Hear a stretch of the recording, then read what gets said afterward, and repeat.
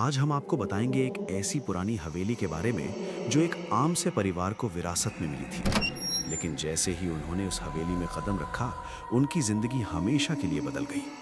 ये कहानी है उस रात की जब खिड़कियों के पीछे पुरानी आत्माओं की परछाइयां घूम रही थीं और हर कोना चुपके से उन्हें देख रहा था।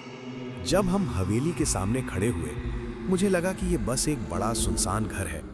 लेकिन जैसे ही मैं अंदर कदम रखा, दरवाजा चरमराया। एक अजीब ठंडी हवा मेरे चेहरे को छू गई। माता पिता ने कहा था कि ये हमारी विरासत है, लेकिन पहली ही रात मुझे लगा कि यहाँ कोई हमारी मौजूदगी महसूस कर रहा है। रात के समय खिड़कियों के पीछे हल्की हल्की परछाइयां घूमती थी। मैंने सोचा शायद ये पेड़ों की छाया है, लेकिन जब मैंने खिड़की के पास जाकर देखा, कदमों की आहट, तो वहां कोई नहीं था। हर कमरे में तस्वीरें थी, लेकिन कुछ तस्वीरें अचानक बदल जाती थी। मेरे दादा दादी की मुस्कुराती तस्वीर में एक अजनबी चेहरा घुस आता। एक रात मैं अपनी अलमारी से पुरानी डायरी निकाल रहा था, तभी एक तेज हवा चली। हवा सरसराती और सारी पन्नियां उलट रहीं। उनमें लिखी बातें मुझे डराने लगीं। जो भी यहाँ रात में अकेला रहेगा, वो लौट कर नहीं जाएगा।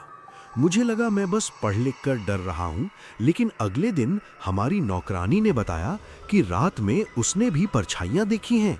हर कमरे में एक अजीब चुप्पी थी और रात के 12 बजे दूर घंटी, हवेली की घंटी बजती थी, भले ही वहाँ कोई घंटा ही न हो। हमने सोचा कि शायद ये हवेली की पुरानी आदतें हैं, लेकिन जैसे ही हम कदम बाहर रखने लगे, हमें लगा कि कोई हमारी हर गतिविधि देख रहा है। एक रात मैं अकेला अपने कमरे में बैठा था।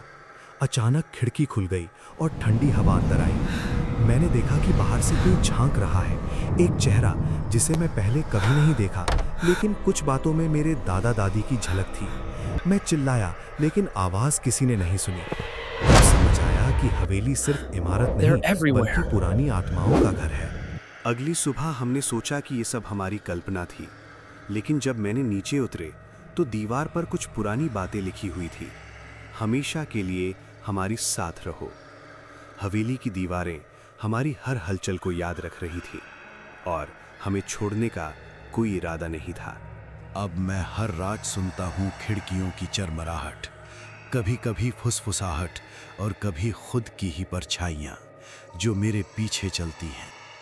हवेली अब हमारी विरासत नहीं, बल्कि हमारा कैदी घर बन चुकी है, और मैं जानता हूँ जो भी यहाँ अकेला रहेगा, वो हमेशा के लिए हवेली का हिस्सा बन जाएगा।